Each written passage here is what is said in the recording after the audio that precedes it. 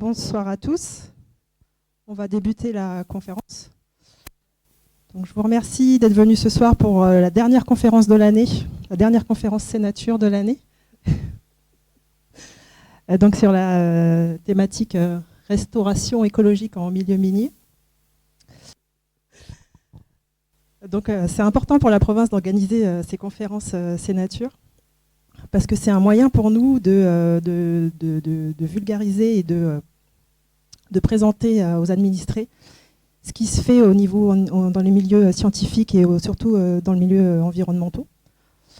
Donc on est ravis d'organiser cette dernière conférence pour l'année. Je voulais aussi vous rappeler que ça va continuer l'année prochaine, ça a lieu tous les premiers mardis du mois. Donc voilà, n'hésitez pas à venir à vous renseigner sur les prochaines thématiques sur la page Facebook de la province Sud. Et je laisse la parole à ma collègue du CRESICA qui va présenter les intervenants. Bonsoir à toutes et à tous. Donc, je m'appelle Claire Tatin, je travaille pour le CRESICA, le consortium pour la recherche, l'enseignement supérieur et l'innovation en Nouvelle-Calédonie. Donc c'est le groupement des établissements de recherche en Nouvelle-Calédonie. C'est donc l'IAC, l'Institut agronomique néo-calédonien, et l'Université de la Nouvelle-Calédonie, en tant que membres du CRESICA, qui vont intervenir ce soir. Donc pour cette dernière conférence, j'ai le plaisir d'introduire Yaouia Etiati, donc tout au bout, Fabien Cariconde, juste à côté, et Bruno Fogliani, à ma droite. Tout d'abord, donc Yaouia, qui est passionné par la biodiversité, a commencé ses études par une licence de sciences et vie de la Terre, obtenue à l'Université de la Nouvelle-Calédonie. Elle a ensuite été recrutée comme technicienne à la préservation de l'environnement à l'usine du Sud, Vallée, avant de reprendre ses études. Elle a obtenu un master en biodiversité végétale à l'Université de Montpellier, puis un doctorat en 2019 en biologie des populations et écologie à l'Université de la Nouvelle-Calédonie. À l'issue de sa thèse, Yaouia est recrutée comme expert en botanique à Vallée, avant d'intégrer l'IAC sur un poste de chercheuse en biologie et écologie végétale, donc son poste actuel. Fabien, quant à lui, a également démarré par une licence de SVT à l'UNC, avant de poursuivre un master et doctorat en écologie et biologie à l'Université de Toulouse, où il a démarré sa carrière dans l'enseignement. Il est ensuite revenu dans le Pacifique Sud, à l'Université de Sydney pour un post-doctorat, avant d'être recruté à son poste actuel à l'IAC en tant que chercheur en écologie microbienne et moléculaire.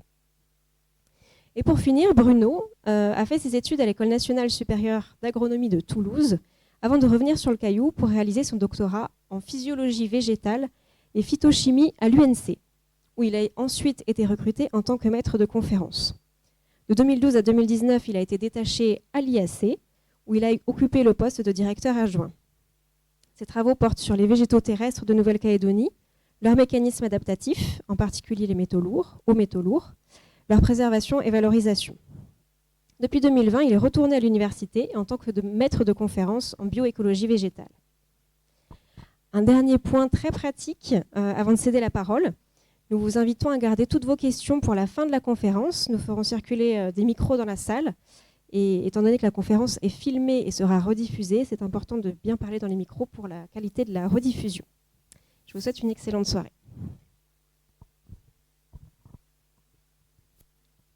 Merci. Ouais. Merci Claire. Je note que tu as été gentille, que tu n'as pas donné de date pour moi. Ça permet d'éviter le fil du temps. Et puis tu n'as pas dit non plus, malgré ce que je t'ai dit tout à l'heure, qu'en fait les deux interlocuteurs qui m'accompagnent ont été mes étudiants. Voilà, donc ça me rajeunit. Mais c'est gentil, Claire. Alors, quoi qu'il en soit, donc, nous interviendrons tous les trois à tour de rôle pour vous parler donc, ce soir de restauration écologique sur les terrains miniers en Nouvelle-Calédonie. Alors, pour ma part, je vais vous faire essentiellement un historique de cette dernière et je vous montrerai comment la recherche et l'innovation ont participé justement à améliorer au travers de différents exemples, alors sans trop rentrer dans les détails, ce que feront à l'inverse mes collègues au travers de deux exemples, eux, plus précis. Alors évidemment, il a fallu choisir, car ça fait quand même un certain temps, comme je le disais avant, que des travaux sont menés sur la restauration écologique. Et donc, j'ai sélectionné quelques éléments pour montrer comment les choses ont avancé.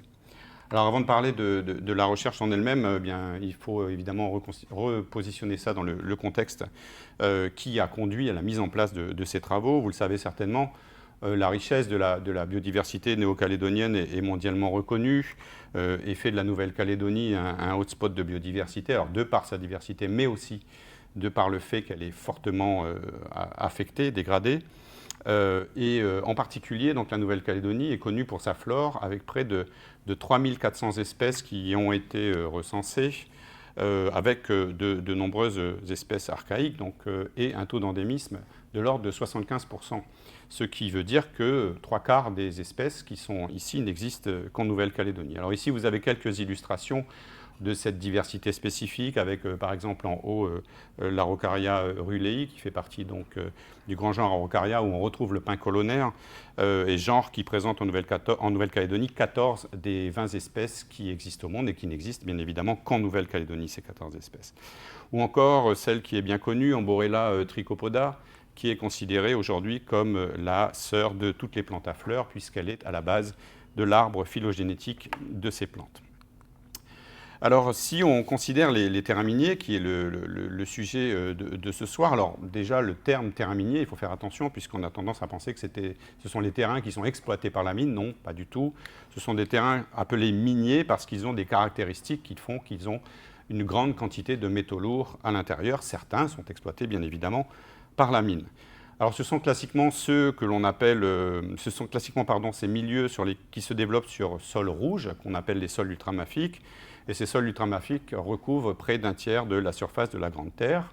Et de par leurs conditions difficiles, les sols ultramafiques ont conduit à une forte spéciation, c'est-à-dire avec un nombre d'espèces assez important, vous le voyez, près de 1150 espèces exclusives, dont une grande partie, 1100, sont endémiques. Cette forte spéciation, en particulier, vous la retrouvez sur les maquis miniers, puisque sur les maquis miniers, lorsque vous allez vous balader, vous avez 9 chances sur 10 de tomber sur une espèce qui n'existe qu'en Nouvelle-Calédonie. Alors cette richesse en métaux si particulière de ces sols ultramafiques a également conduit certaines plantes, comme ici l'arbre à sève bleue, qui est mondialement connu, à développer des adaptations très particulières pour accumuler les métaux, par exemple. Alors évidemment, on parle de l'espèce, mais il faut parler aussi des espaces.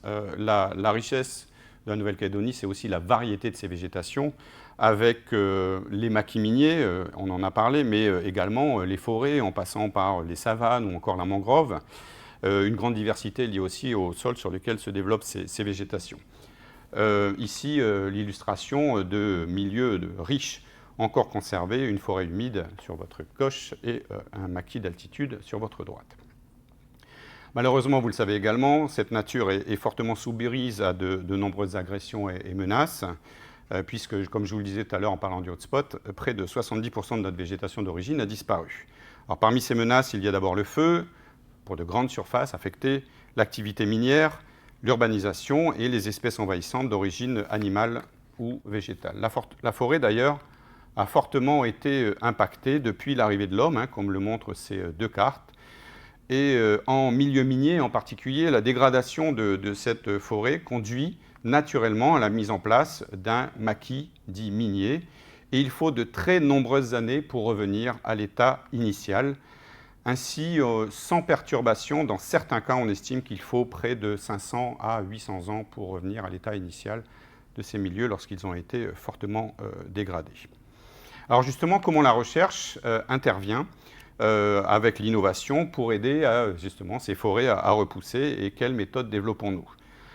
Pour répondre à ce défi d'envergure, eh bien, nous faisons ce qu'on appelle de la restauration écologique. Alors qu'est-ce que c'est que la restauration écologique? Vous en avez la définition ici.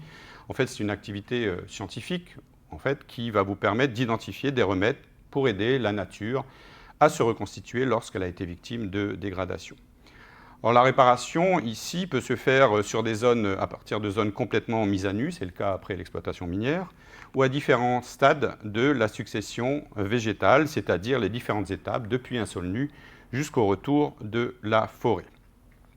Ici, vous est schématisé justement la succession sur sol minier, et bien évidemment, lorsque le sol est nu, c'est beaucoup plus difficile et il faut donner un sacré coup de pouce à la nature. Alors pour donner ce coup de pouce, ceci nécessite une bonne connaissance alors, de différents éléments, justement, l'écologie fonctionnelle, c'est-à-dire comment fonctionne le système, l'évolution de ce système, l'histoire de la dégradation liée à l'activité humaine doit être le plus connue possible, et il apparaît indispensable pour répondre à ce défi de choisir pour cible un écosystème de référence pour guider la planification, la réalisation, le suivi et l'évaluation du projet de restauration. Alors historiquement, si on regarde ce qui s'est passé en Nouvelle-Calédonie, on a fait des choses bien, on a fait aussi des choses pas très bien. Les premiers essais de revégétalisation, j'appelle pas ça de la restauration écologique, à l'époque c'était que de la revégétalisation, ont débuté dans les années 70 avec l'utilisation d'espèces exotiques comme ici le pinus, pour lesquelles les résultats ont été assez peu concluants. Puis, dans les années 80, on a commencé à utiliser des espèces natives, en l'occurrence le gaillac et le bois de fer, parce qu'on s'était rendu compte qu'ils se développaient bien sur ces milieux. Mais malheureusement, ces deux espèces ont tendance, à forte densité, à bloquer le système de la succession écologique dont je vous ai parlé avant. C'est au début des années 90, en réalité, que les plantations d'espèces pionnières ont été menées. Et en effet, quoi de mieux que d'utiliser nos espèces qui ont mis des millions d'années à s'adapter pour répondre à ce défi-là aussi. Et puis, dans les années 2000, on a eu un véritable boom avec la recherche, surtout, qui s'est développée avec de plus en plus de chercheurs dédiés au sujet. Et plusieurs travaux majeurs ont été engagés. L'étude des graines, qui a permis, par exemple, de définir les meilleures conditions de germination, mais également les conditions de survie en milieu naturel. Nous avons également étudié les interactions avec les autres composantes de l'écosystème, comme les champignons, qui poussent en symbiose avec les plantes et dont vous parlera mon collègue Fabien.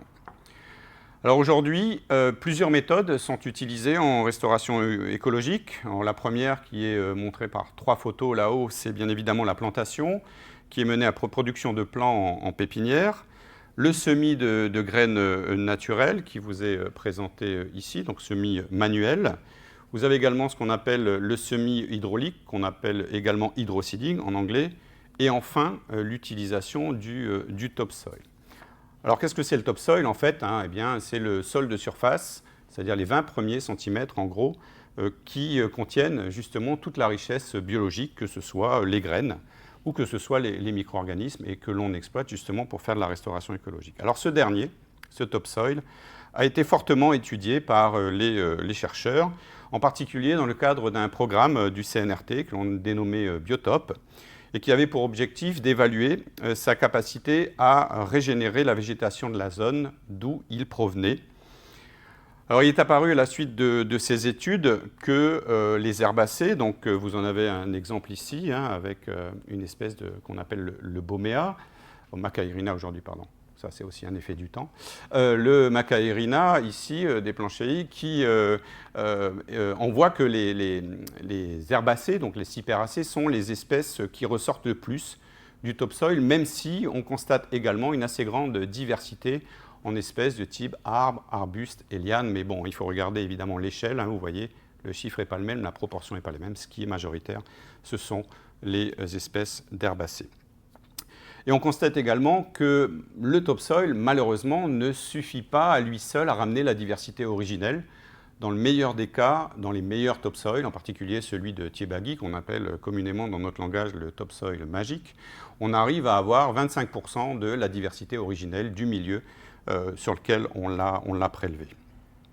Enfin, bien évidemment, ces études ont également permis de montrer comment on doit gérer ce topsoil.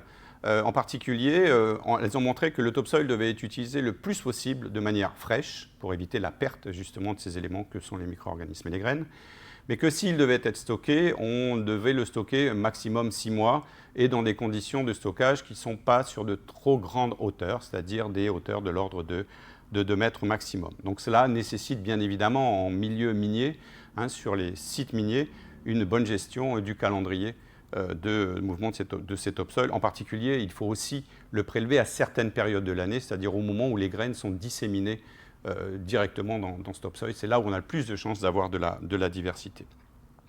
Et je le disais donc, enfin, cette étude a permis également de mettre en évidence, d'apporter des éléments sur des éléments techniques d'utilisation de ce topsoil. Alors, vous le voyez sur les schémas qui sont présents ici, qui ont été réalisés par un de mes collègues, Laurent Lhuillier.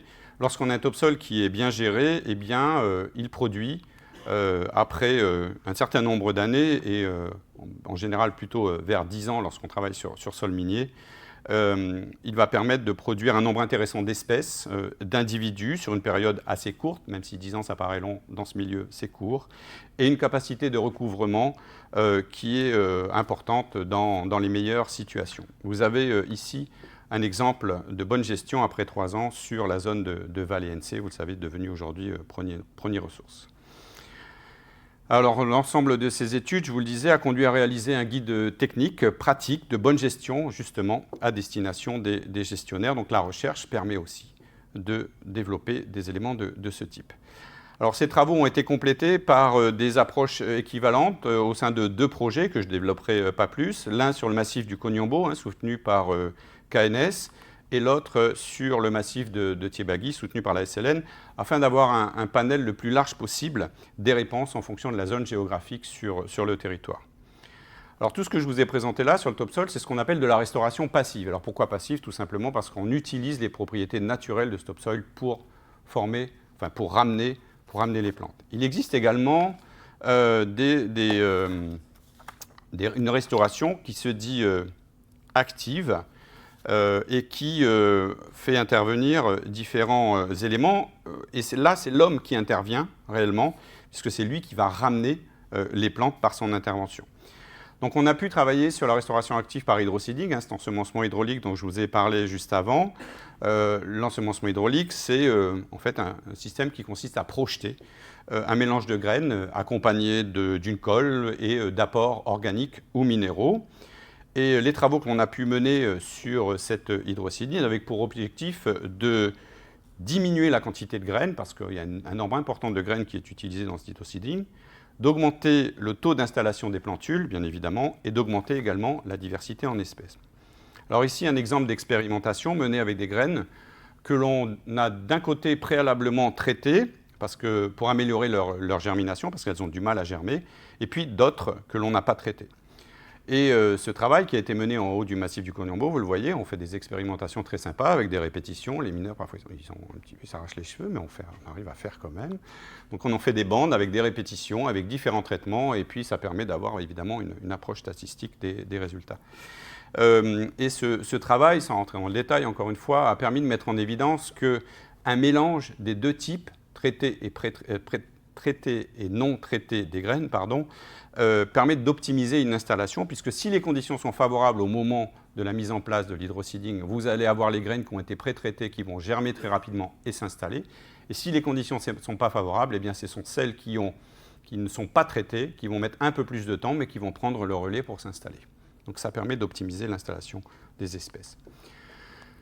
On a travaillé également sur la restauration active, cette fois-ci par plantation. Donc, concernant ce domaine, ce sont essentiellement des expérimentations qui ont été menées afin de définir l'action d'intrants sur la croissance des plantes natives. Ici, vous avez un exemple sur une zone d'une mine SMGM qui montre l'intérêt d'utiliser des bouts de stations d'épuration qui donnent clairement une meilleure croissance pour l'espèce Alphitonia neocaledonica qui vous est illustrée ici. En image. Ou encore ici, une autre expérimentation menée chez Vallée, à l'époque Vallée, sur une diversité d'espèces cette fois-ci, et qui ont conduit d'ailleurs à différentes réponses selon l'espèce considérée, et qui montrent là aussi un effet net de l'apport de ces matières organiques ou minérales. Et puis, ce qui ressort de manière aussi importante dans cette étude, c'est le fait que lorsqu'on utilise des bouts de stations d'épuration, eh bien, il faut les utiliser en trouaison, c'est-à-dire les mettre dans le trou et non pas mélangés avec le sol et épandus à la surface, et ceci pour éviter l'apport de plantes exogènes potentiellement envahissantes. On a également eu l'occasion très récemment de faire un bilan de 30 années de restauration, là encore une fois dans le cadre d'un projet soutenu par le CNRT, projet Récosynth. Alors, il a pu montrer que, globalement, la moitié des 67 zones qui ont été étudiées montraient une bonne progression de restauration écologique. Pour les autres, c'était moins évident. Et ce projet a permis de faire ressortir de nombreuses préconisations, dont certaines qui sont listées ici de manière non exhaustive, et qui ont conduit, encore une fois, à l'émission d'un guide technique. Et ce projet a permis, là aussi, de mettre en évidence les gaps et de proposer de nombreuses perspectives de recherche pour optimiser encore la restauration écologique. Ainsi, depuis, plusieurs projets ont été mis en place, donc des projets en cours pour certains, quasiment terminés pour d'autres. Le premier projet dont je voulais vous parler, c'est le projet INERMINE, soutenu par le CNRT, qui a pour objectif, cette fois-ci, de mettre en place des chantiers en conditions ravinaires, c'est-à-dire dans des zones affectées par de l'érosion, et en utilisant pour ça des techniques d'ingénierie écologique, c'est-à-dire en fait qu'on utilise les propriétés des plantes, qu'elles soient vivantes, donc vous en avez un exemple ici avec la mise en place de boutures, ou qu'elles soient mortes, utilisées par exemple pour faire des murs bois, c'est-à-dire pour maintenir le sol. L'objectif, bien évidemment, c'est de faire de la restauration dans ces milieux, tout en les stabilisant. Alors justement, c'est ce que je disais, il y en a qui sont quasiment finalisés, puisque les résultats de cette étude seront présentés la semaine prochaine, ici même. Alors dans le domaine des graines, qui est plutôt mon domaine, plus précisément, là aussi les choses avancent.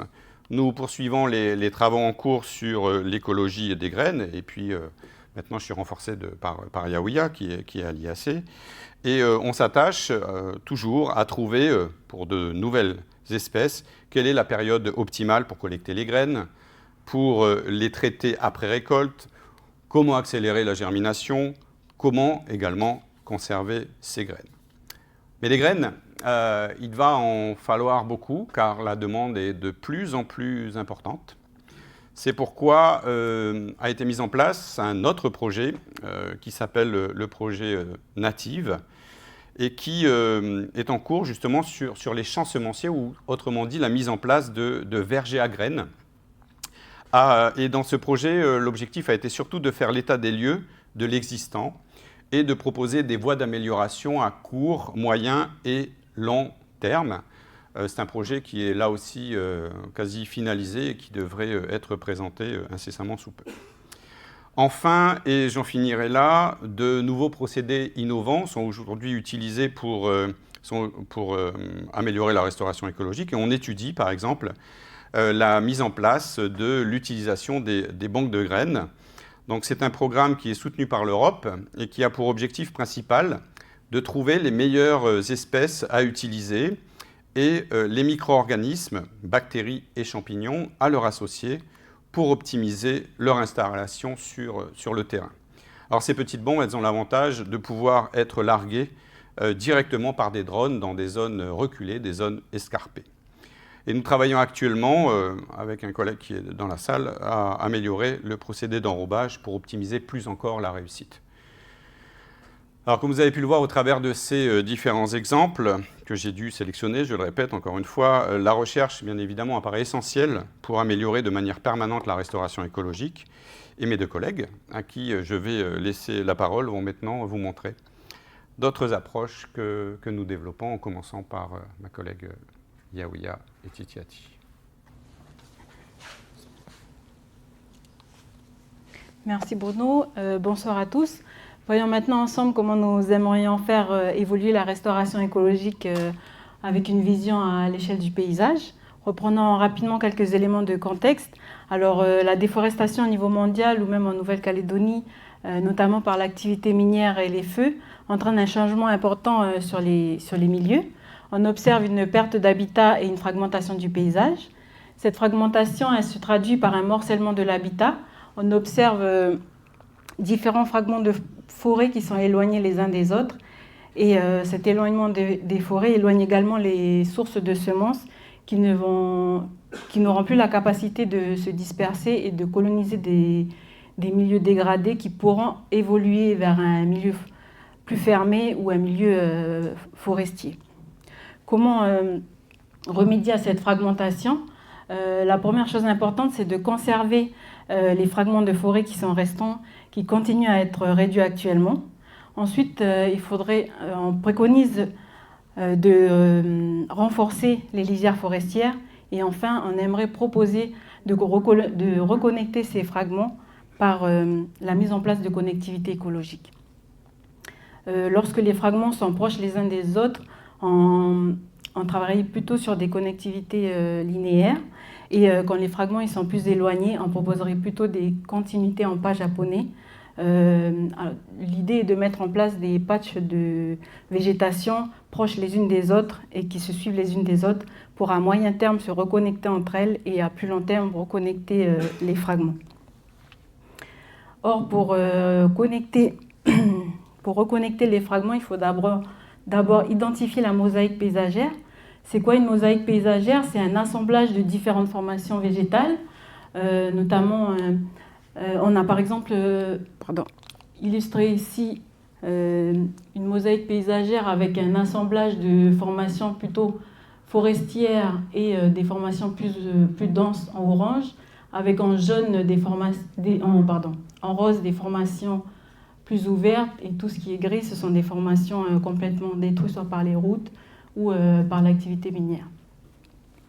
Donc l'idée est d'identifier cette mosaïque paysagère, reconnaître les formations végétales en place, les caractériser en identifiant les communautés végétales qui s'y développent et l'environnement dans lequel ces communautés se développent. L'idée est derrière, lorsqu'on voudra proposer des connectivités écologiques, de proposer des assemblages de plantes qui sont adaptés à chaque formation végétale que l'on souhaite soit renforcer, soit dans lequel on aimerait faire des continuités écologiques. Alors, dans le cadre de ma thèse et du projet CNRT Bioindic, nous avons étudié différentes plantations qui ont été mises en place au milieu de différentes formations végétales et l'étude a permis de proposer des éléments qui vont faire évoluer la restauration écologique au niveau paysagère. Donc, comme je le disais, nous avons sélectionné 4 zones revégétalisées par plantation sur le plateau de Goro, qui se situe au sud de la Nouvelle-Calédonie. Sur le plateau de Goro, on a...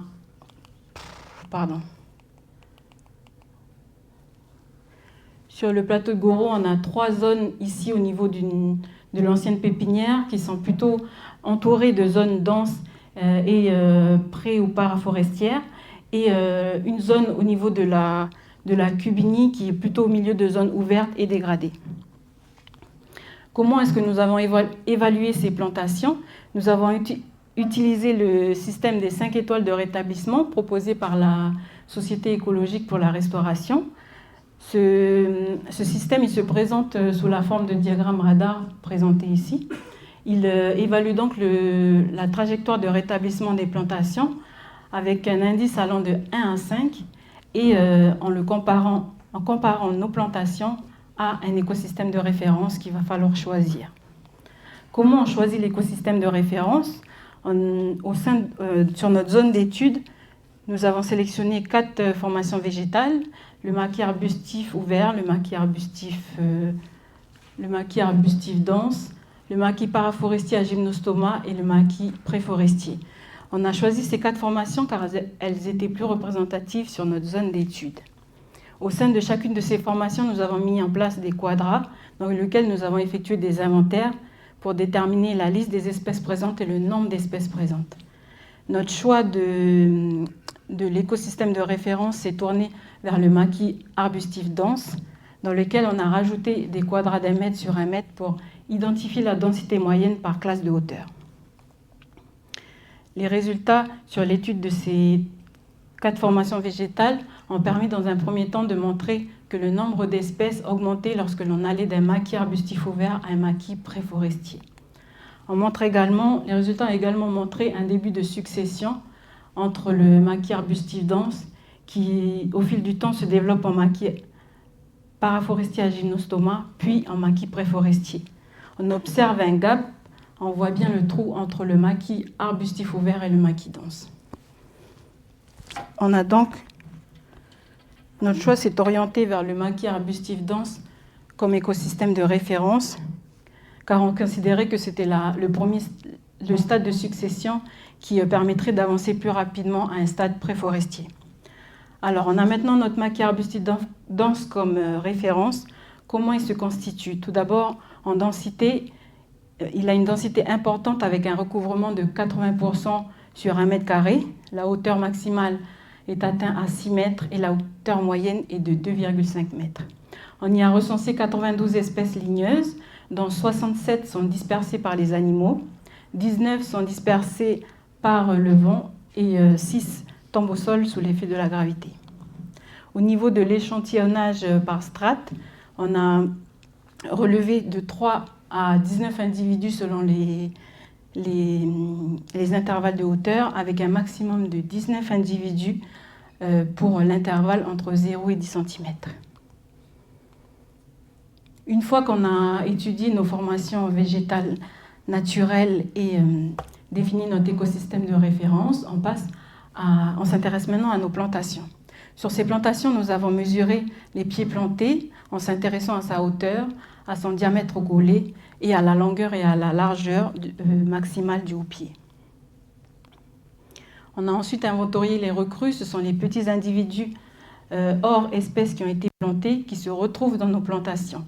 On a différencié les individus qui étaient inférieurs à 10 cm des individus supérieurs à 10 cm. Pourquoi on a considéré cette taille de 10 cm? Parce que à ce stade, la tige de l'individu était assez robuste pour permettre son maintien à long terme dans les plantations. Donc, les inventaires au niveau des plantations nous a permis de définir la liste des espèces présentes dans chacune de nos plantations étudiées, la richesse, le nombre d'espèces. On a également distingué les individus qui venaient des espèces qui ont été plantées et les individus qui étaient apportés par le milieu naturel qui était présent autour de nos plantations.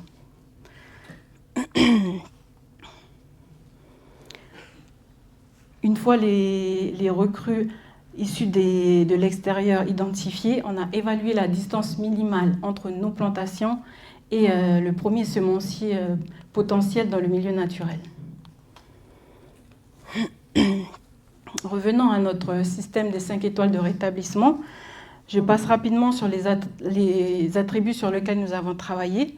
Sur les 6 attributs proposés par la Société écologique de la restauration, nous n'avons retenu que 5. L'absence de menaces, la composition spécifique, la structure des communautés, la fonctionnalité de l'écosystème et les échanges entre les écosystèmes. Certains de ces attributs et des sous-attributs seront présentés par la suite et on pourra revenir sur certains éléments lors de la discussion. Alors, passons à quelques résultats obtenus lors de cette étude. Intéressons-nous d'abord aux 3 plantations de l'ancienne pépinière, qui, il faut le savoir, sur ces plantations, 4 mêmes espèces ont été plantées sur ces 3 plantations. Par contre, ces plantations diffèrent par le type de sol sur lequel les individus ont été plantés, sur le travail de sol réalisé et sur l'exposition au vent. L'évaluation de la trajectoire de rétablissement a montré que la plantation A1 et A2 avait une bonne trajectoire de rétablissement vers notre écosystème de référence qui était le maquis arbustif dense et la plantation A3 avait une trajectoire moyenne. Si on devait classer dans l'ordre des meilleures trajectoires à la moins bonne trajectoire, on aurait d'abord la plantation A2, puis la plantation A1 et la plantation A3. À retenir que la plantation A2 a été réalisée sur de la latérite rouge. Alors, la différence de type de sol, le travail du sol et l'exposition au vent influencent le développement du haut-pied. On voit notamment que l'indice est plus élevé pour la plantation A2, un indice de 4 contre un indice de 3 pour la plantation A1 et A3.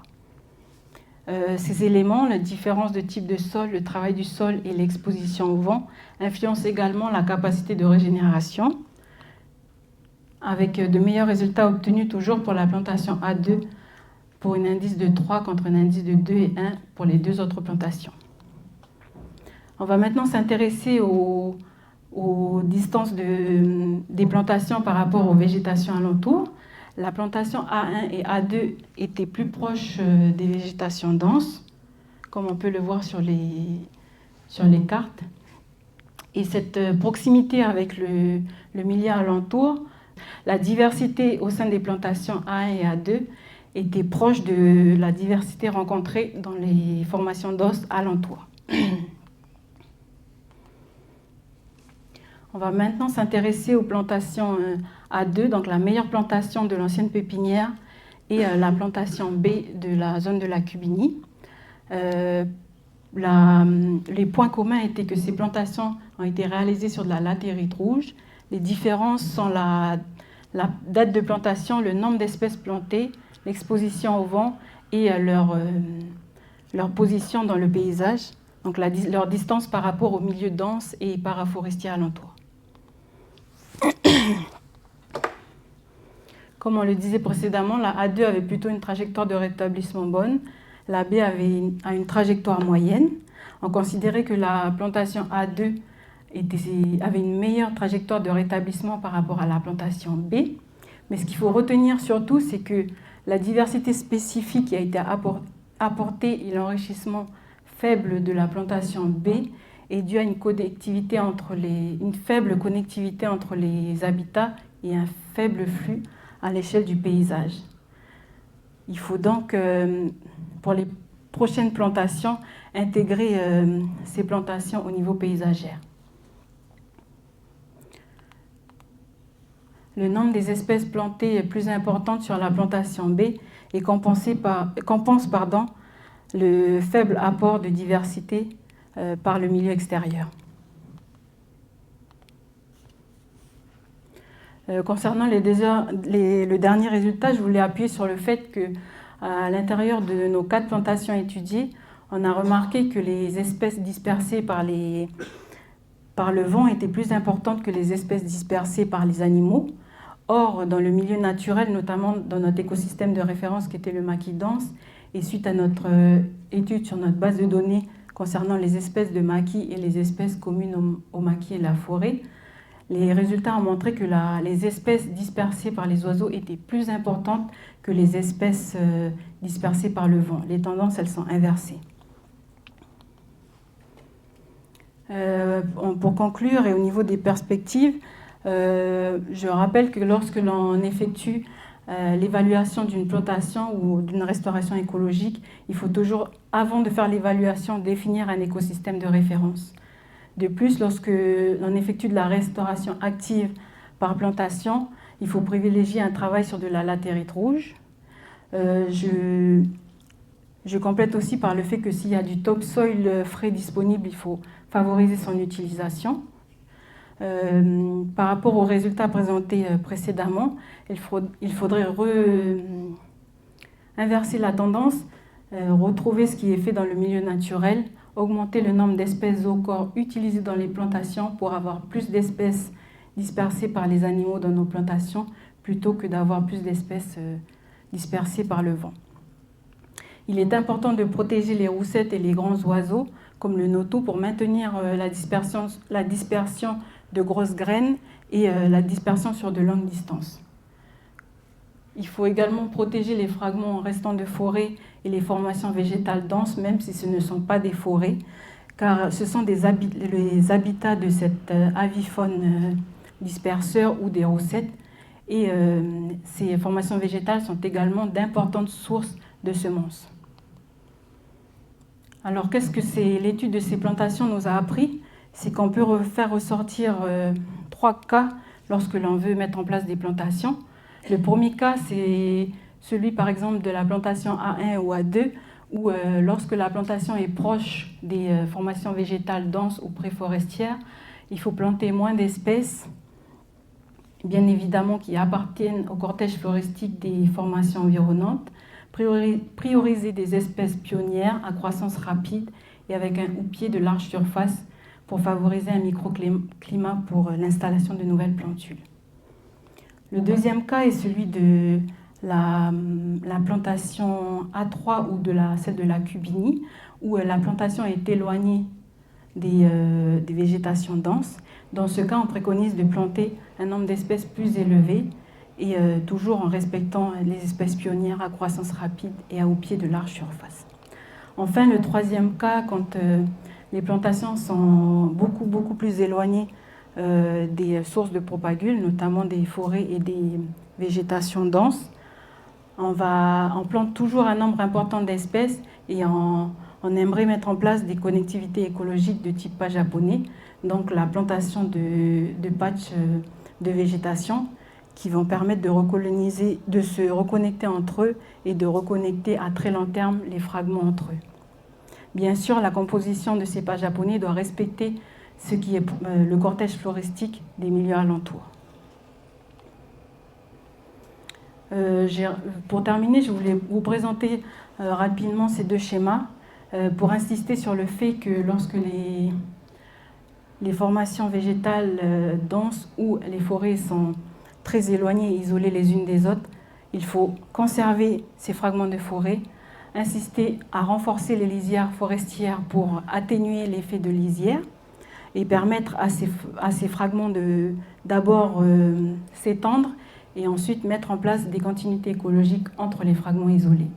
Les continuités écologiques pourraient avoir la structure suivante. On mettrait au cœur des pas japonais du coup, les espèces dispersées par les animaux pour attirer les animaux et permettre la dispersion des espèces présentes. À la zone limitrophe de cette zone cœur, on mettrait des espèces dispersées par le vent. Et enfin, à la zone tampon, on mettrait des espèces pionnières type cyperacées. Toute cette structure afin d'étendre les pas japonais et permettre à long terme la reconnexion entre les fragments de forêt. Le schéma de droite, c'était pour insister sur le fait que quand le topsoil est présent et frais, en plus des pas japonais de plantation, on aimerait préconiser l'utilisation de ce topsoil pour favoriser la germination de la banque de graines, apporter dès le départ une biodiversité importante. Et si jamais le topsoil n'était pas frais, on pourrait avoir un apport de sol qui pourrait favoriser la croissance des plantes. Donc voilà, tout cela pour qu'à long terme, les fragments puissent être reconnectés. Je laisse maintenant la parole à mon collègue Fabien pour vous présenter la restauration écologique avec une vision du sol et ce qu'il contient.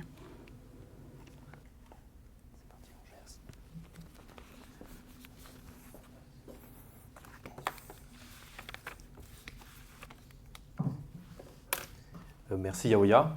Bonsoir à tous. Alors, après s'être focalisé sur l'historique de la restauration, les différentes pratiques, et ensuite sur la partie plante, je vous propose de regarder ce qu'il y a en dessous, au niveau du sol. Alors, pour ceux qui étaient déjà présents il y a 4 semaines de cela, sur la présentation C-Nature sur l'incroyable monde des champignons, vous allez retrouver dans mon discours certains éléments de langage. Mais ne vous inquiétez surtout pas, il y aura plein de nouvelles choses. Et en plus, ça va me permettre de marteler un message. Alors, on entend encore bien trop souvent, bien que ce soit de moins en moins le cas, que le sol est un simple support. Alors le sol, c'est bien plus qu'un simple support. Un sol est vivant. En fait, en effet, on va trouver une myriade d'organismes dans le sol.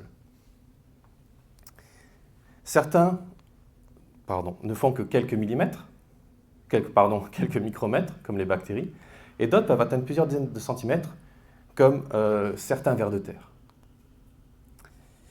Alors, les petits êtres que sont les micro-organismes sont présents en foison. Imaginez-vous que dans un seul gramme de sol, qui vous est représenté ici au niveau de ce tube, on peut retrouver 200 mètres de filaments mycéliens, 10 millions à 1 milliard de cellules bactériennes, et des milliers d'espèces, voire des dizaines de milliers d'espèces. Pour ce qui est de la biomasse, si on s'intéresse uniquement aux champignons et aux bactéries, à ces micro-organismes-là, ils représentent 84% de la biomasse du sol hors racines. En fait, c'est comme si sur 1 hectare, sur 100 mètres par 100 mètres, je prenais 80 cerfs, moi j'ai pris 60 kg de cerf à peu près, je les mettais dans le sol sur 20 cm, et ça représente la biomasse de champignons et de bactéries. Alors, en plus d'être abondants, ces micro-organismes, ils ont des rôles fonctionnels majeurs pour les écosystèmes. Je vous ai mis quelques exemples. Ils participent au cycle biogéochimique des éléments. Alors, biogéochimique, ça fait un terme assez compliqué. En fait, c'est simplement le cycle des éléments, le cycle de l'azote, que vous avez un exemple ici, mais également le cycle du carbone. Ils contribuent à la nutrition hydrominérale de la plante. Donc, on comprend bien qui vont jouer sur la croissance et la survie des plantules. Là, vous avez un exemple avec un champignon symbiotique, on y reviendra après par la suite, je ne vous donne pas son nom, qui en fait va étendre au niveau de la surface d'exploration et qui va contribuer justement à la nutrition de la plante, mais également à sa survie. Ils vont jouer également sur la stabilité du sol, donc ça permet de lutter contre l'érosion des sols. Mais également, de par leur caractère, ils vont jouer comme en tant qu'inoculum, mais également ils vont mettre en place des réseaux et ils vont contribuer à la dynamique des communautés végétales. C'est-à-dire qu'ils sont là, il y en a un qui est associé avec ce champignon-là, puis il dit, ah, ben tiens, il y a une autre plante qui arrive, elle peut s'associer avec ce champignon, et hop, ça crée une dynamique. Et un point qui est extrêmement important, c'est que ces micro-organismes, ils répondent rapidement aux changements environnementaux. Vous comprendrez bien que, de par leur diversité, leur biomasse, leur rôle fonctionnel et leur capacité à répondre rapidement aux changements, ces micro-organismes peuvent jouer un rôle majeur dans la restauration écologique. Et pourtant, quand on regarde le principe et normes internationaux pour la pratique de la restauration écologique, donc la dernière publication de Gann et al. En 2019, si on s'amuse simplement à regarder les éléments de texte, les mots qui apparaissent des différents modèles, qu'est-ce qu'on constate? Beaucoup sur les plantes et les graines, les animaux, c'est extrêmement bien, je ne dis pas qu'il ne faut pas, au contraire, c'est très très bien. Par contre, dès qu'on regarde tout ce qui touche le sol, les micro-organismes, très peu d'occurrences. Le sol un peu plus, mais en fait, en réalité, c'est dans sa qualité en fait, physico-chimique. Donc en fait, même si depuis quelques années, il y a une progression, ça reste malgré tout un pan de la biodiversité qui est largement négligé. Alors il y a un rapport qui est sorti, qui est très intéressant, et là en fait, c'est la synthèse pour les décideurs. J'invite les décideurs à lire cette synthèse, très facile à lire, elle est même en français. Et qu'est-ce qu'ils mettent en avant? Que pour la biodiversité des sols, on a une large méconnaissance, et que ça devrait être une priorité de l'étudier, et tout particulièrement dans l'hémisphère sud. Alors, très joli tout ça, mais qu'est-ce qu'il en est de notre joli territoire? Qu'est-ce qu'il en est de la Nouvelle-Calédonie? La Nouvelle-Calédonie, elle n'échappe pas à la règle, il y a un manque de connaissances. Alors depuis plusieurs années, on essaie justement de pallier à ce manque de connaissances en répondant à des questions qui paraissent a priori très simples. La question du combien, le nombre de micro-organismes, ça on l'a vu la dernière fois il y a 4 semaines. Le qui est-ce qui est là? Et le quoi, qu'est-ce qu'il fait? Quelles sont les fonctions en fait? Et tout ça, on verra, je n'irai pas plus loin, grâce à ces questions, on va pouvoir mettre des indicateurs en place pour la restauration. Alors là, c'est le projet que vous a présenté Yaoya, qui a été financé par le CNRT, c'est le projet BioIndic que j'ai eu le plaisir de coordonner.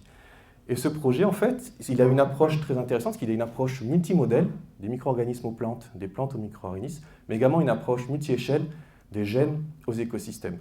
Là, bien évidemment, je partais de la partie micro-organismes. Donc l'idée, elle était de comparer différents sites qui étaient revitalisés dans une zone à des écosystèmes de référence, comme vous l'avez dit, Yaoya. Et ces écosystèmes de référence, en fait, tout simplement, c'est ce qu'on appelle une chronoséquence, ça veut dire simplement ils représentent une dynamique, une succession végétale, une succession écologique. Donc l'idée, c'est de dire, est-ce que mon système, il tend ou pas vers un de ces écosystèmes de référence? Donc est-ce que quand il y a eu revitalisation, ça a marché ou non? Alors, ça c'est le protocole, je ne rentre pas dans la suite, c'est le protocole de mise en place des parcelles, d'échantillonnage du terrain et la mise en place d'une banque de sol en 2015. À partir de cette banque de sol, donc on va prendre l'échantillon de sol et on va extraire l'ADN de ce sol. En fait, on parle d'ADN environnemental, on va extraire tout l'ADN qui est présent dans ce sol. Et on va utiliser des techniques révolutionnaires qui ont fait un bond en avant, surtout depuis les 10 dernières années, qu'on appelle le séquençage de deuxième génération. Donc en fait, ce qu'on peut faire, c'est qu'à partir d'un échantillon comme ça, on va extraire l'ADN total de sol et on peut cibler certains groupes. On peut dire, moi je cible les champignons, je cible les archées, je cible les bactéries, etc. Et on va pouvoir voir ce qu'il y a dedans. Quelles sont les différentes espèces qui sont présentes et quelles sont également les abondances relatives et plein d'autres choses, vous allez le voir. Ce qu'on appelle du métacode-barre à ADN, c'est du métabarcoding. Alors ce genre d'approche, ça génère des quantités astronomiques de données. Là, ici, dans ce projet, ce CNRT BioIndic, ça a généré 74 millions de données, 74 millions de séquences.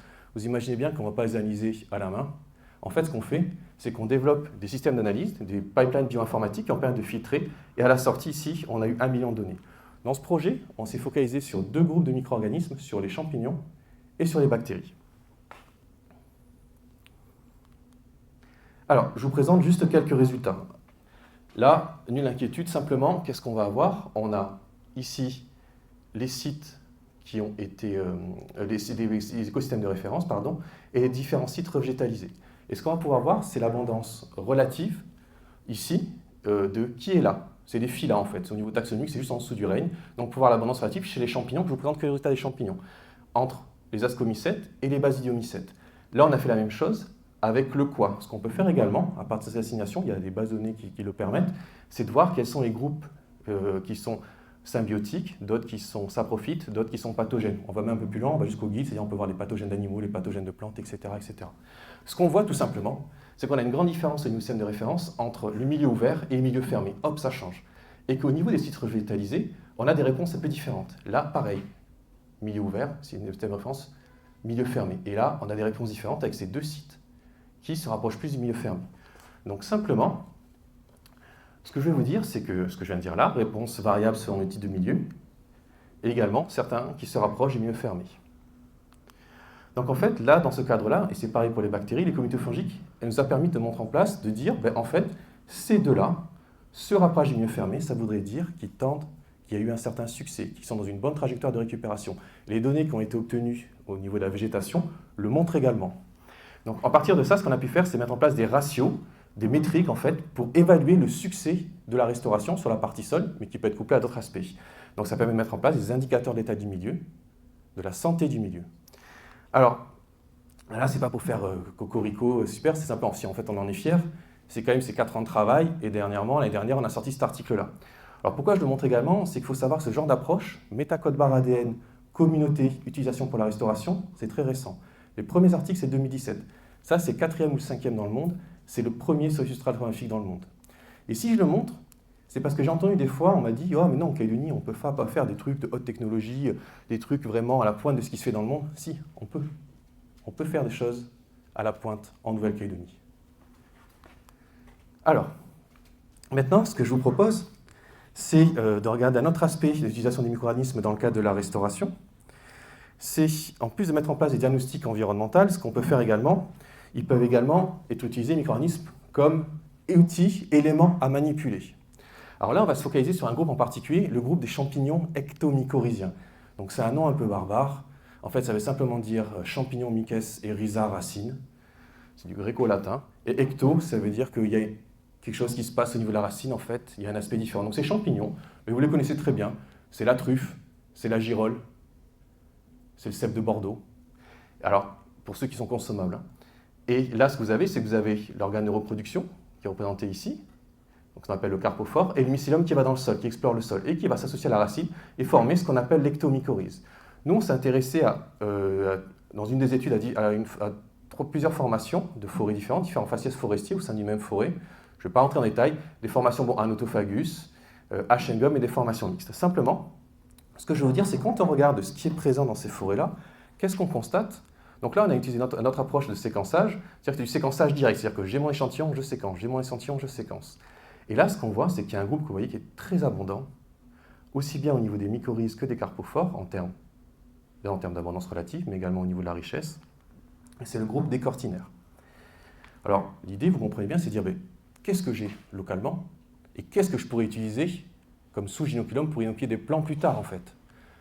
Manque de peau, on s'est dit, super, on va se jeter sur les cortinaires. Manque de peau, il faut le savoir, les cortinaires, ça ne se cultive pas bien en milieu de culture, en réalité. On a essayé 150 fois de le faire, on savait que ça ne marchait pas, on s'est dit, pourquoi pas, ça ne marche pas très bien. Bon, on va peut-être regarder notre groupe. Oh, il y a un bleu là qui est pas mal quand même. Les bolets. Peut-être que ça se cultive, cela, en fait, oui.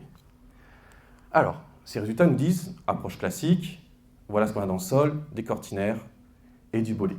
Si on revient sur les données de métacode barre ADN dont je vous ai parlé tout à l'heure, en fait, on a retrouvé la même chose sur différentes études dans le sol.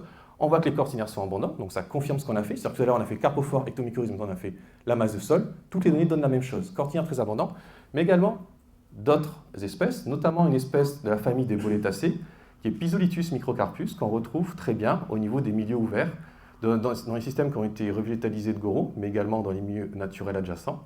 Et en fait, ce champignon-là, c'est celui que vous connaissez très bien quand vous êtes dans le sud, vous baladez. Il est là, il pousse. Il y en a, quand vous êtes gamin, vous donnez des coups de pied dedans, vous le jetez dessus, ça fait de la poussière, on s'amuse bien avec.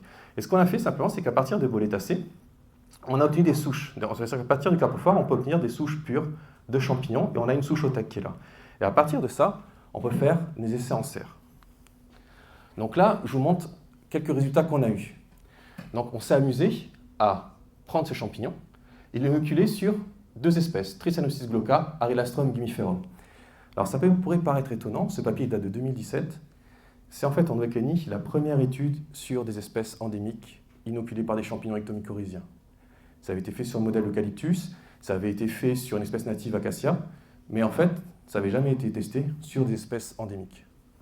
Alors qu'est-ce qu'on a montré? Qu'il y avait un effet sur la croissance, là il faut me croire sur parole, c'est pas montré, mais également qu'il y avait un effet sur la stabilité du sol. On appelle la stabilité des agrégats, en fait c'est une façon de voir, c'est-à-dire qu'il stabilise le sol, la mycorhisation de ces plants va stabiliser le sol, ça va augmenter également, modifier les traits racinaires, donc on peut comprendre tout de suite le rôle que ça pourra avoir en termes de restauration pour le point de vue lutte contre l'érosion.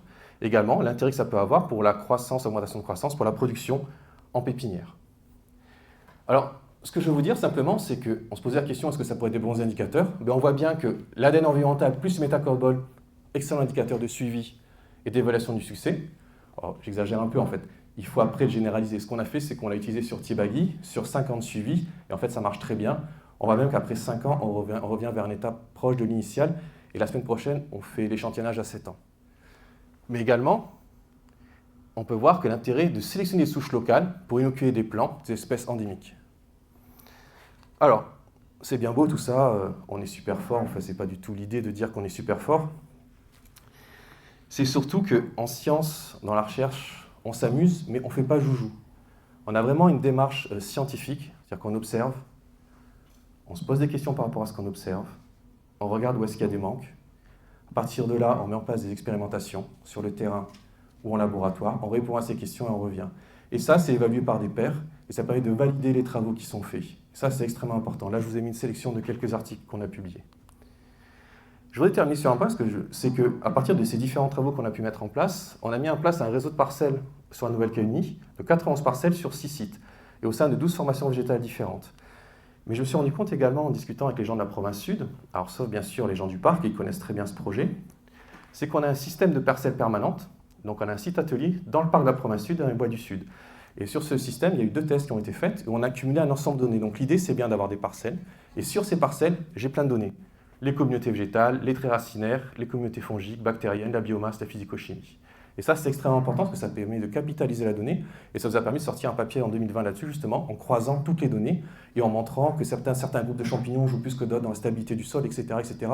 Et quelles espèces on pourrait cibler pour inoculer des plants et après les mettre sur site et stabiliser le sol. Pour terminer, je pense qu'on va les remerciements à faire tous ensemble. Nous remercions toutes les personnes qui ont contribué à ces différents projets. Rien que pour Bioindic, il y a eu 36 personnes qui ont contribué au projet. Également tous les instituts et tous les bailleurs de fonds, le CNRT, la SLN, Vallée, le MOM, Cognambo, etc. Je vous remercie, nous vous remercions de votre attention.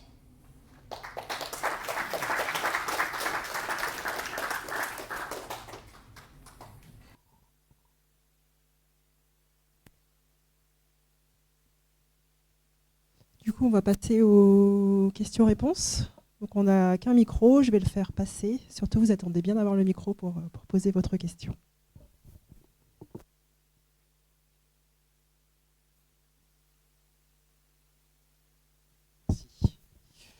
Une petite question justement pour revenir sur cette influence du sol et de la nature du sol. Est-ce qu'on peut être aussi conclusif sur la nature? Est-ce qu'effectivement c'est vraiment sur la terrine rouge qu'on va avoir de meilleurs résultats ou qu'est-ce qui fait qu'on aurait de moins bons résultats sur la terrine jaune? Est-ce que ce n'est pas le rôle des autres paramètres qui ont été choisis? Et en particulier parmi les autres paramètres, ma question c'est, on voit bien que dans les résultats, il y a quelque chose qui est la distance au massif préservé qui semble jouer un rôle fondamental. Donc la première partie de la question, c'est quel serait ce rôle de la distance au massif végétalisé préservé. Et la deuxième, c'est dans la stratégie de reconnexion, c'est très intéressant, la notion de pas japonais, quel est le rôle des paramètres physiques du milieu, du biotope, sur le taux de succès, et est-ce que c'est pris en compte dans le choix de la positionnement de ces pas japonais?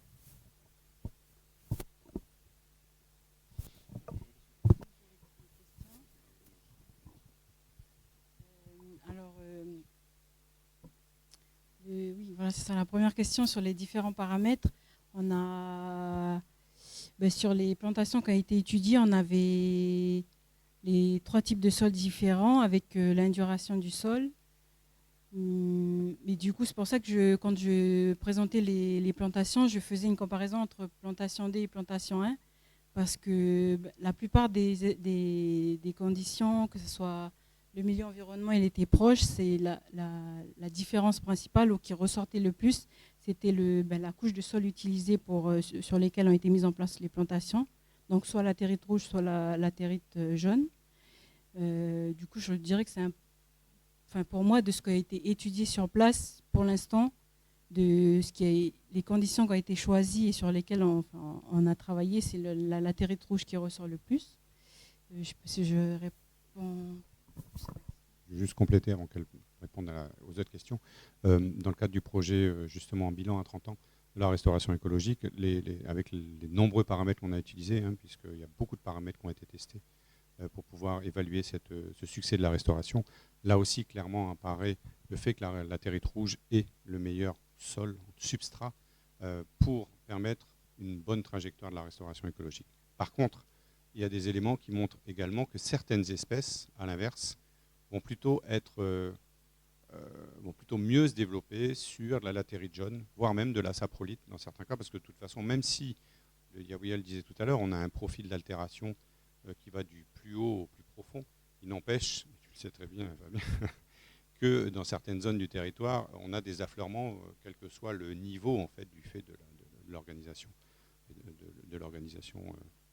de ces sols. Donc on a également des plantes qui sont dans le projet d'ailleurs, il y a une liste d'espèces qui a commencé à être établie sur ces différents types de sols potentiellement utilisés en fonction des sols justement qu'on a à restaurer, parce que ce n'est pas toujours de la latérite rouge. Parfois il y a des sols, en particulier sur les zones de mines orphelines, où c'est plus de la latérite. Avant on ne travaillait pas aussi proprement qu'on travaille aujourd'hui, et on a laissé des milieux dans des états où il y avait des affleurements de saprolite et autres substrats de ce type. Après les autres questions, je ne me rappelle plus, donc je te redonne le micro. Oui, par rapport au pas japonais et la position au milieu environnant, on a les plantations proches des milieux environnements marchaient le mieux, parce que dans le milieu naturel, évidemment, les semenciers étaient proches, et aussi parce que le fait que les formations denses soient proches, on a aussi un microclimat adapté apporté par cette formation végétale proche qui favorise l'installation des plantules. Il y a aussi une protection qu'apportent ces formations denses près de nos plantations qui facilite l'installation par rapport à l'exposition de vent. Ils sont plus protégés par le vent, donc ils s'installent plus facilement. Pour le cas de la Cubinie, où ils étaient vraiment éloignés, on a clairement vu que de mémoire, il y avait à peine une dizaine de nouvelles espèces qui étaient apportées. Et les premiers semenciers rencontrés étaient repérés dans les premières formations denses les plus proches à cette plantation dont on a parlé. Du coup, voilà. Alors c'est bien évidemment des éléments qu'il faut prendre en compte dans la stratégie, et chaque cas est différent en fait, parce que quand on met en place des pas japonais, si on est sur la zone de Goro, on ne va pas avoir la même influence de la climatologie, de la pédologie, etc. Si on est sur un massif minier. Donc, clairement, c'est des éléments qu'il faut prendre en compte. On en parlait, le choix des espèces en fonction du substrat, le choix également de l'orientation par rapport au vent. Enfin oui, il y a non, mais le choix des espèces, tout ça, ça apparaissait bien. Ma question était bien sur les conditions du milieu, de savoir si vous les aviez prises en compte, notées, et si c'est éventuellement des informations sur lesquelles on peut travailler, ou si c'est quelque chose qui reste à faire, si on souhaitait accéder à... C'est complètement à faire. Il n'y a jamais eu d'essai de pas japonais sur les réellement mis en place en Nouvelle-Calédonie. Il y a quand même eu des essais de mise en place de bosquets. On a quelques éléments là-dessus. Après, c'est vrai qu'on n'a pas du tout de recul sur les pas japonais, et on espère... pardon ? Oui, clairement, le fait de mettre en place déjà le pas japonais lui-même crée une modification des conditions du milieu pour permettre l'installation d'autres espèces. Là où on a du recul, nous, à l'inverse, c'est qu'on peut dire quelle espèce utiliser quand les conditions sont plutôt très sèches ou quand les conditions sont plus humides, voilà, on a, au travers des différentes études qui sont menées, des bases de données qu'on a sur les espèces, la possibilité de préconiser telle ou telle espèce en fonction du milieu qui doit être restauré par les pas japonais.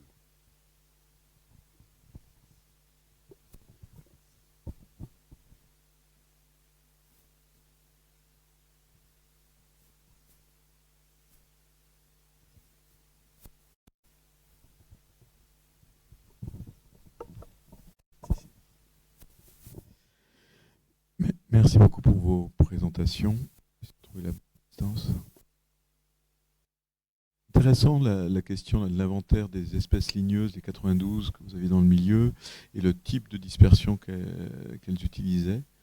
Alors j'étais étonné en effet de 67 qui sont donc zoocores. J'imagine plutôt endozoocores.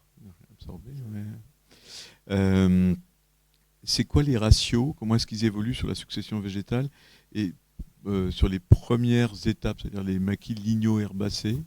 Est-ce qu'on n'est pas plutôt sur de l'anémocore? Parce que moi, je m'intéresse aux oiseaux. Je vois très peu d'oiseaux frugivores dans ces milieux ouverts.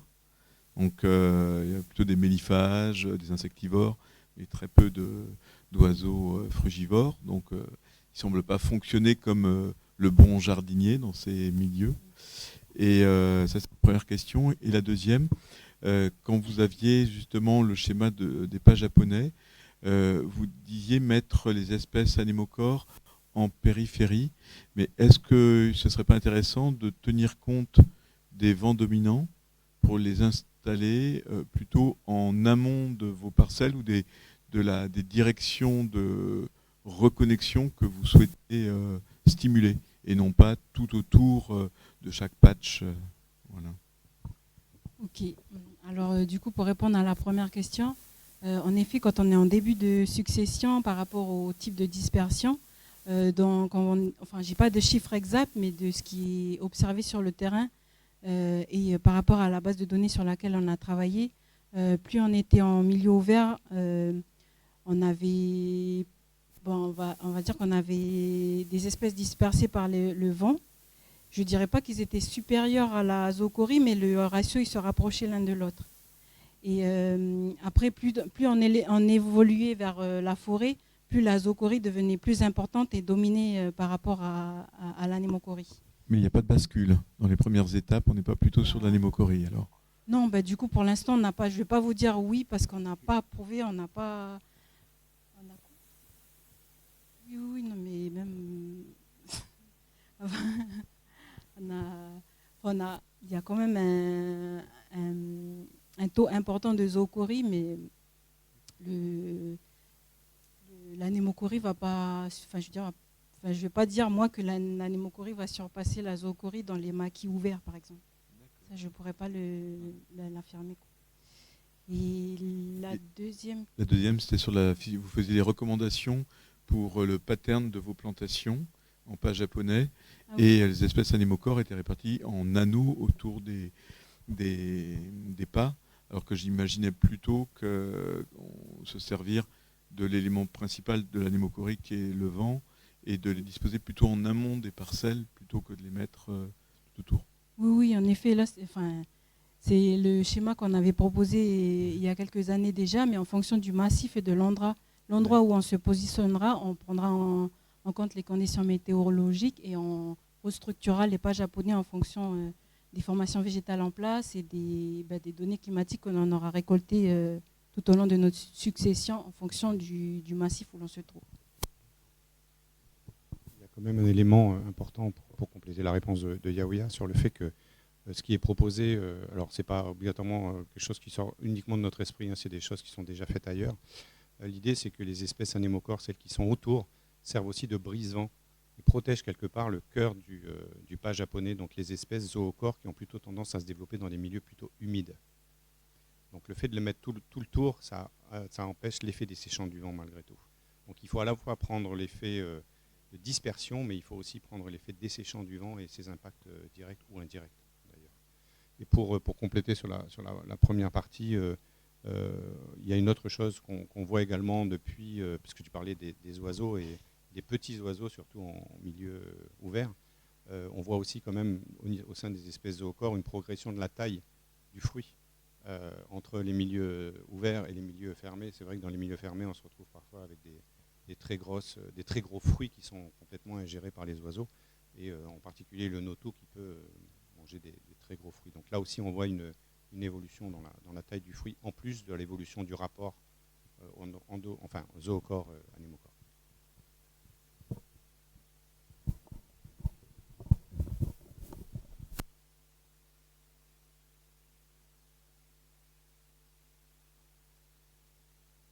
D'autres questions? Personne ne veut manger de champignons? Ah oui, c'est ça, tu as déjà répondu. Bonsoir. Moi, je ne suis pas du tout dans ce milieu botanique, on va dire. Mais je vois beaucoup de projets de replantation participatifs, etc., etc.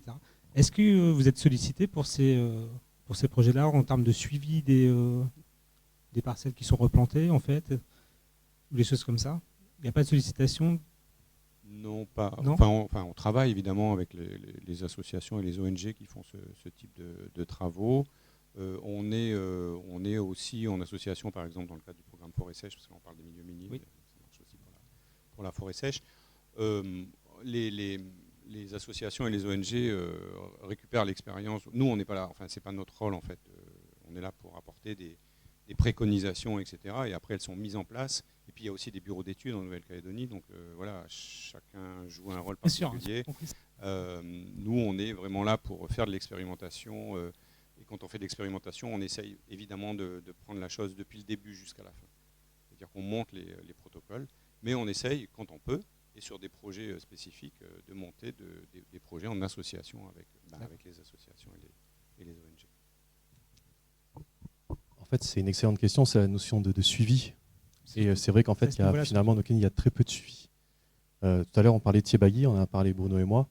À 5 ans, il n'y a pas de projet à ma connaissance, ce que tu as montré de Laurent Lully à 4 ans, qui allait au-delà de 5 ans en fait, qui va jusqu'à 5 ans et au-delà. Donc l'idée, elle est vraiment de mettre en place des indicateurs biologiques de suivi, quels qu'ils soient, que ce soit au niveau plantes, sol, micro-organismes, physicochimie, et de regarder ce qui se passe. Mais c'est très peu fait, ouais. Et ça, c'est une des recommandations de la FAO, justement. À ce niveau-là, en termes de suivi plutôt que... Tout à fait. Et il y a tout un travail à faire, et il y a beaucoup d'outils qui ont été développés, et c'est utiliser ces outils, en fait. Ouais. Donc il y a toute une notion également de transfert de l'outil, et des outils développés, et une appropriation de ces outils. Ça, c'est un gros travail qui nous implique, mais qui implique également les partenaires collectivités et autres, etc. D'accord. Les choses évoluent malgré tout. Alors, dans le cadre du projet, justement, CNR Terre Éco-Sainte, on a émis des préconisations de suivi au-delà des 2 seules années qui sont aujourd'hui réglementaires pour les plantations et autres suivis d'hydroseeding. Parce que sur terrain minier, je vous le disais tout à l'heure, avant 10 ans, on ne voit pas vraiment quelque chose de très, très cohérent. Et puis, les travaux justement que vous a présenté Yaouya sur l'utilisation de ce système-là a été mis en place justement dans le cadre du programme Forêt Sèche. Donc ça se développe là aussi pour un suivi à 10 ans, sauf erreur justement, de certaines plantations qui ont été mises en place, pas par nous, mais par le programme Forêt Sèche, et qui nous permettent d'évaluer. Alors après... Voilà, malheureusement, les projets de recherche, ils sont sur 3 ans, 4 ans, maximum 5 ans, enfin là 7 ans. Nous, on est toujours frustrés. On sait, il y a plein d'endroits où on aimerait retourner pour pouvoir faire des relevés sur des zones où on a fait justement des plantations très carrées, scientifiques. Mais voilà, après, c'est une question de moyens et comme on ne les a pas, on n'y va pas. Il faut du temps et il faut de la main-d'œuvre. Merci beaucoup.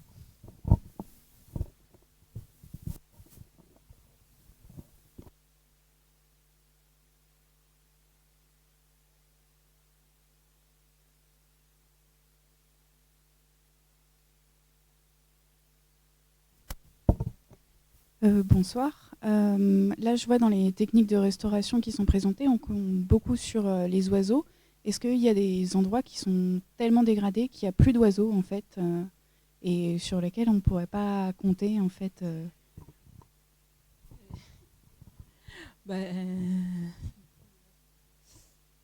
Comment ne pas... Oui, du coup, je ne vais pas citer le cas, mais parmi les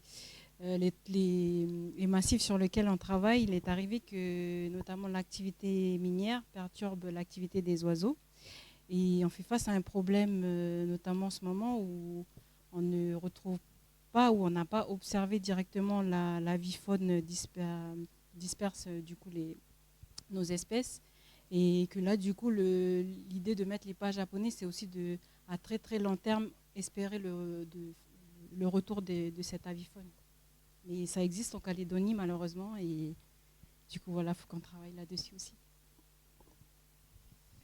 Et est-ce que ça veut dire que avant de faire un projet de restauration, il y a quand même une obligation de faire un inventaire ornithologique pour s'assurer que cette avifaune est présente? Je ne sais pas, mais en tout cas, le cas où on est présent là, on se sert des inventaires que un bureau d'études fait au niveau sur les oiseaux, et c'est leur travail qui nous a permis de dire qu'il n'y avait pas, que l'avifaune dispersatrice n'a pas été observée sur cette zone d'étude.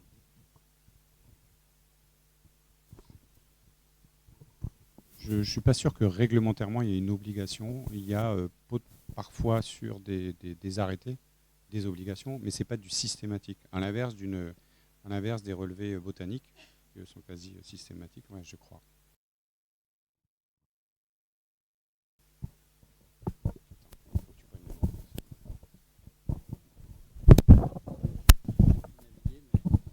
En principe, ce sont des éléments qui sont obligatoires. C'est-à-dire que le dossier n'est pas instruit si le paragraphe traitant de cet item n'est pas présent. Ce qui n'est pas réglementaire, c'est le niveau de détail et le cadrage, le cahier des charges de l'étude qu'il faut pour savoir si on a bien appréhendé. Voilà. Donc ça, c'est des éléments de progrès.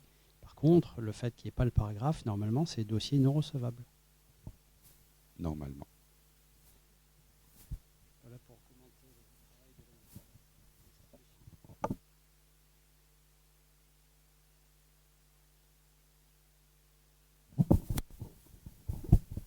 Bonsoir. Sur la dernière partie de votre exposé, vous avez évoqué le monde qui est quand même infiniment important, qui est le monde de l'invisible et des champignons, et essentiellement les ectomycorhizes. Donc c'est quand même des champignons qui sont assez restrictifs et souvent focalisés sur des espèces végétales bien particulières. Et on a quand même en Calédonie, d'ailleurs un des chercheurs est dans la salle ici, où il travaille sur des endomycorhizes, donc sur des champignons qui ont particularité de pouvoir se connecter sur à peu près 78% du monde végétal. Donc un spectre d'efficacité qui est nettement plus important.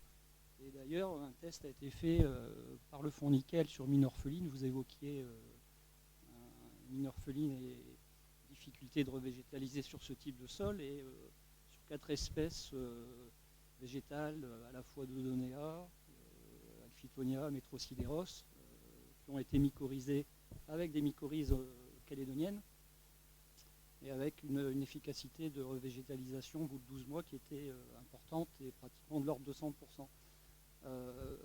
Est-ce que ça rentre aussi dans des programmes de recherche au sein de l'IAC et pourquoi vous focalisez essentiellement sur des ectomycorhizes?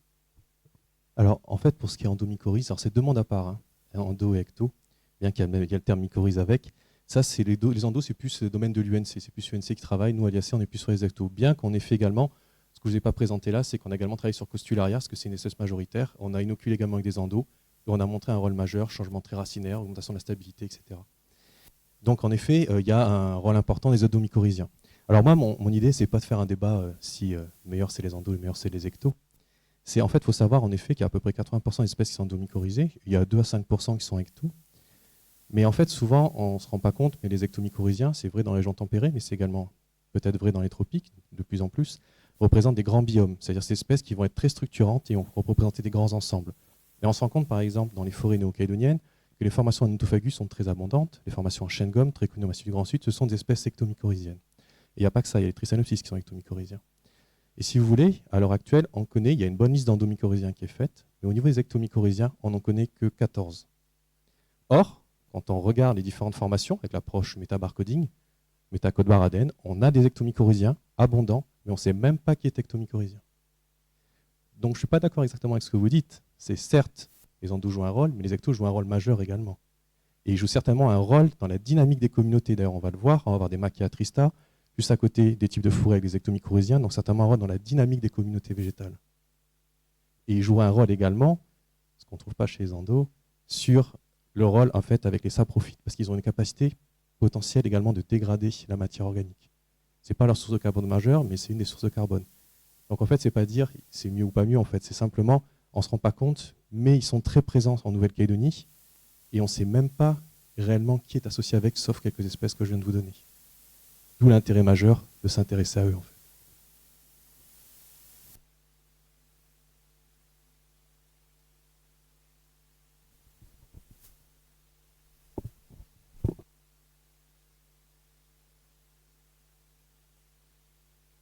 D'autres questions? Non? On va mettre fin à la séance alors. Merci. Merci pour votre présence. Merci pour votre attention.